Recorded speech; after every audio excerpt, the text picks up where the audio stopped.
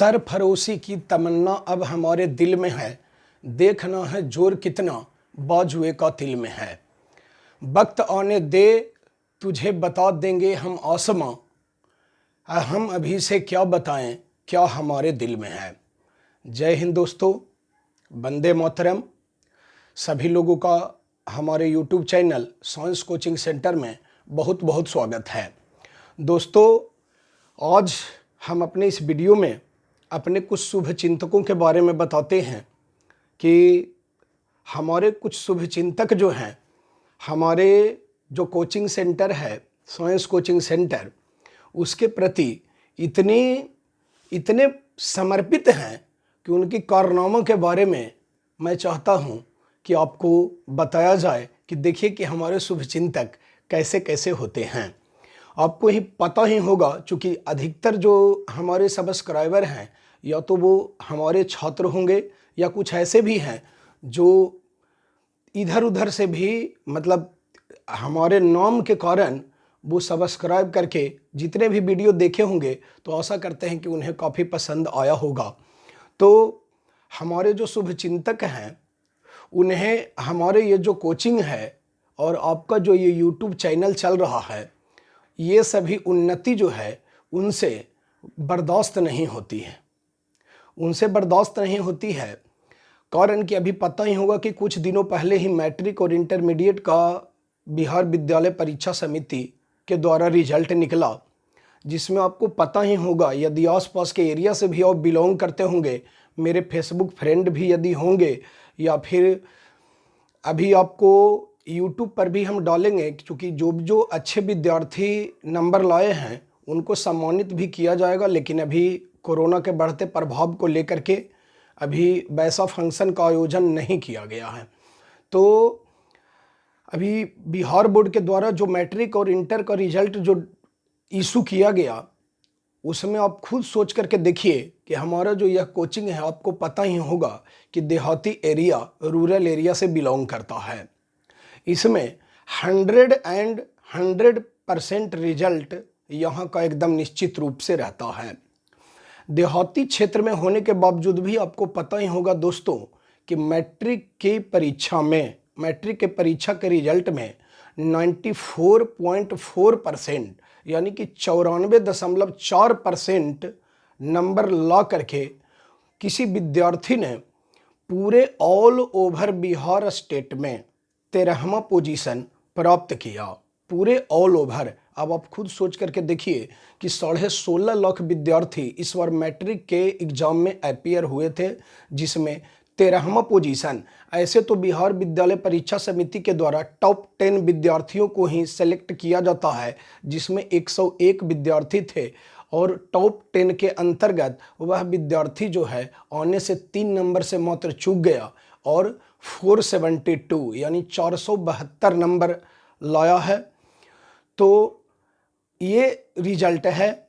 और उसके बाद बहुत सारे विद्यार्थी ऐसे भी हैं जो 90% या फिर 89%, 88% इतने परसेंट नंबर जब लाए हैं। और एक भी विद्यार्थी, यह भी रिकॉर्ड है कि मैट्रिक और इंटर में एक भी विद्यार्थी जो है हमारे यहाँ का किसी का क्रॉस नहीं लगा है, कोई भी फेल नहीं किए हैं। और प्रारंभ से ही जितने सालों से यह कोचिंग हमारा जो चल रहा है, जो शुभ चिंतक महोदय हैं, उनको ये सभी बातें जो है रौस नहीं आती है। चूँकि उनको जब ये सब रिजल्ट के बारे में पता चलता है तो पता नहीं कि उनको कैसी मिर्ची लगती है कि कहने का बात नहीं। वो अनाब शनाब करके कम से कम 1 साल में एक वीडियो ज़रूर अपलोड करते हैं, जिसमें कुछ न कुछ हमारी, अब मैं बताऊंगा भी कि क्या है सो, हमारी कुछ न कुछ वो चाहते हैं कि खराब हो और हो जाता है अच्छा। अभी 8-10 रोज़ पहले अभी मैं जो वीडियो बना रहा हूँ वो अपने घर से ही बना रहा हूँ, चूँकि आपको पता होगा कि सरकार के द्वारा जो है लॉकडाउन की घोषणा की गई है, जिसमें सारे शैक्षणिक संस्थान पूरी तरह से बंद हैं। तो हमारा भी जो कोचिंग है डबल जगह चलता है, और इतना अच्छा चलता है कि बैठने का भी विद्यार्थियों को जगह नहीं मिलता है। तो बंद है तो अभी कुछ दिन पहले ही, लगभग 10 दिन मान के चला जाए, लगभग 10 दिनों पहले ही क्या होता है कि किसी विद्यार्थी को, यदि मैं पढ़ा रहा हूँ तो मैं ऑफिस से पूछता हूँ कि मैं पढ़ा रहा हूँ तो क्या उसे गलती करने के बाद 2 डंडा या 3 डंडा मारना क्या गुनाह है? आप खुद सोच करके देखिए कि आप अपने पिताजी से बराबर ये बातें सुनते होंगे कि अभी के टीचर लोग क्या पीटते हैं। हमारे ज़माने में जो टीचर लोग पीटते थे कि सीधे विद्यार्थी को पटक देते थे और उसके छाती पर बैठ जाते थे, अब बस मुक्के से मारा जाता था, उन्हें मुक्के से मारा जाता था। लेकिन अभी वर्तमान समय में जो विद्यार्थी का सिचुएशन है उससे आप भी भली भांति परिचित होंगे कि क्लास आवर में, बल्कि किन्हीं का भी क्लास यदि रहता है तो बहुत सारे विद्यार्थी जो पीछे बैठने वाले होते हैं वो क्लास चालू है और पीछे मोबाइल पर मैच देख रहे हैं, गाना देख रहे हैं साउंड कम करके पीछे में आराम से, या तो फिर गर्मी का टाइम रहता है या फिर ठंडे का टाइम रहता है तो पीछे में नींद लेने में लगे हुए रहते हैं। तो मोबाइल अपने पास में ही रखते हैं अभी के विद्यार्थी। तो उन्हें गलती कर लेने के बाद या तो किसी प्रकार की गलती हो, है ना, अभी सरकार के द्वारा भी बोला गया था, बहुत दिनों से भी बोला जा रहा है, पिछले साल से भी, लगभग 1.5 साल से ये कोरोना रूपी महामारी है कि कहीं भी आप निकलते हैं घर से भी तो मास्क लेकर के ही निकले। तो मास्क नहीं है, या फिर 10th का विद्यार्थी है उसे A+B का होल स्क्वायर पता नहीं है, या फिर पीछे में मोबाइल लेकर के बैठा हुआ है, फिर मैच देख रहा है, पीछे में सर लोग पढ़ा रहे हैं, तो क्या यदि 2 डंडे उसे मारे गए या पीटा गया, मात्र 2 डंडा या 3 डंडा, तो यह बहुत बड़ा गुनाह है। अब गुनाह है या नहीं ये आप खुद समझ सकते हैं कि अभी का विद्यार्थी कितना सुधरा हुआ है, जो आप खुद समझ सकते हैं। तो ऐसे ही एक विद्यार्थी को मैंने मात्र 3 डंडा लगाया है। तो उस विद्यार्थी का यह आदत था कि हाथ तलहथी नहीं निकालना।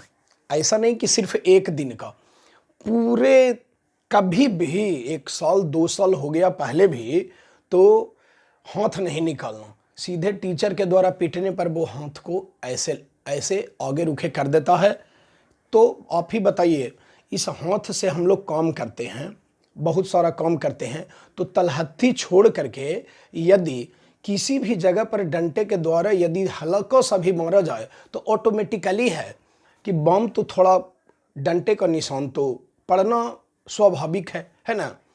तो वो शुभ चिंतक क्या किए हैं कि 2 डंडे लगाने के बाद, जबकि साफ रूप में कोई भी व्यक्ति देख सकता है कि एक डंडे का निशान यहाँ पर है और एक डंडे का निशान यहाँ पर है, कोई भी व्यक्ति देख सकते हैं कि हाँ 2 डंडा है लगा हुआ।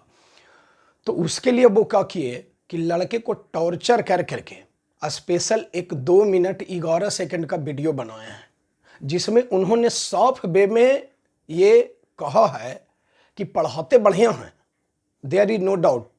मैंने मेरे बारे में ये भी बोलते हैं कि पढ़ाते बढ़िया हैं, लेकिन पीटने का जो तरीका है वो गलत है। क्या उनसे मुझे, ऐसे तो मैं मारता नहीं हूँ, मैं पीटता नहीं हूँ, लेकिन यदि महा अपराध कर दे, महा गलती कर दे, तो आप ही बताएं कि क्या 2 डंडा पीटना बहुत बड़ा गुनाह है? मैं मारता नहीं हूँ। लेकिन उन्होंने क्या किया कि इस वीडियो को बनाने के बाद कि देखिए उन पढ़ाते अच्छा हैं, लेकिन मारने का जो तरीका है वो बिल्कुल गलत है। तो हम चाहते हैं कि उनको, अभी मैं ये बता देना चाह रहा हूँ कि मुझे यह नहीं पता है कि उनको ऐसा करने से क्या मिलता है, लेकिन हम इस YouTube चैनल के माध्यम से, हम नाम तो नहीं जानते हैं उनका कि नाम क्या है ना, लेकिन ऐसा उम्मीद करते हैं कि आप हमारा भी वीडियो को ज़्यादा से ज़्यादा शेयर कर करके हमारे विरोधियों को कड़ा जवाब देंगे और उनके पास भी वीडियो को शेयर करेंगे, ताकि उन्हें भी पता चल जाए कि आखिर उन्हें किस टीचर ने, उन्हें किस शिक्षक ने ऐसा संस्कार दिया होगा जो टीचर के द्वारा पीटे जाने पर विद्यार्थी से, जबकि विद्यार्थी कोई तैयार नहीं है, एक विद्यार्थी को ज़बरदस्ती उन्होंने पकड़ करके और उसका वीडियो बना करके जो है अब पूरे सोशल मीडिया पर, बल्कि फेसबुक हो चाहे इंस्टाग्राम हो चाहे पब्लिक ऐप हो, वो सभी पर उन्होंने डाल दिया। तो डालने से क्या हो जाएगा? हम ये पूछते हैं कि जो गंगा रहता है ना वो गंगा ही होता है। हमारे सर ने ये सिखाया है कि देखिए जिस पेड़ पर फल लगते हैं, जिस पेड़ पर फल लगते हैं उस पेड़ पर ही लोग जो है वो पत्थर मारते हैं। ये जमाने का दस्तूर है। इसलिए आप आलोचकों को ध्यान न देते हुए बल्कि लड़कन का भविष्य जो है कैसे बेहतर हो उसकी ओर ज़्यादा से ज़्यादा ध्यान दें। तो हम लोग वो सभी चीज़ों पर ध्यान नहीं देते हैं जैसा उसने किया है। हम लोग उस चीज़ पर ध्यान बिल्कुल भी नहीं देते हैं। हम ये जानते हैं, हमारे गुरु ने ये सिखाया है कि हाथी चले बाजार तो कुत्ते भौंके हजार। यदि आप लोगों ने देखा होगा कि हाथी रोड पर यदि चलता है, गांव के मेन गली से जब चलता है तो जितने सारे कुत्ते होते हैं ना, अगल बगल से पूरा भौंकते रहता है। अब यदि हाथी उस कुत्ते के भौंकने से गर्म हो करके उस कुत्ते के पीछे पीछे कुत्ते को ढूंढते चले कि वह कुत्ता जो भौंक रहा था वह कहाँ है, तो हाथी जो है अपने मंजिल के पास कभी नहीं पहुंच सकता है। लेकिन हाथी क्या करता है कि सीधे अपने रास्ते की ओर बढ़ते जाता है। उसे कुत्ते की आवाज़ से किसी प्रकार की कोई मतलब नहीं रहता है। तो खुद सोच सकते हैं कि हम लोग को वो सभी चीज़ों से कोई मतलब नहीं रहता है। हम लोग इस सिचुएशन पर काम करते हैं कि जैसे सत्तारूढ़ दल होता है तो उसका एक विपक्षी दल होता है। तो विपक्षी दल जो है निश्चित रूप से सत्तारूढ़ जो दल होता है उसकी कमियों को निकालते हैं कि कहाँ पर है, क्या है ना। तो हम ये समझते हैं कि उनको ऐसा करके जो है मज़ा मिलता होगा। या तो वो जो शुभचिंतक हैं वो पढ़े लिखे नहीं होंगे, और यदि पढ़े लिखे भी होंगे, मैट्रिक, इंटर, बीए या फिर और भी ऊंची डिग्री उनके पास होगी, तब वो डिग्री लेकर के सिर्फ ग्रामीण क्षेत्र में बस किसी के बारे में गलत अफवाह फैलाना, किसी के बारे में और कोई चीज़ करना, ताश खेलना, या फिर लोगों के बीच में अपने आप को बहुत बड़ा स्मार्ट दिखाने का काम कर रहे होंगे, है ना। चूँकि उनके गुरु ने ऐसा संस्कार दिया ही नहीं होगा जो हम लोगों को शायद मिला हुआ है, क्योंकि उनको यही सब करने में मज़ा आता है। इसलिए दोस्तों, कहने का मतलब ये है हमारा कि हम लोग विद्यार्थियों के दुश्मन नहीं हैं। आप लोग खुद समझ सकते हैं कि कोई भी टीचर जो होता है वो विद्यार्थी का दुश्मन नहीं होता है।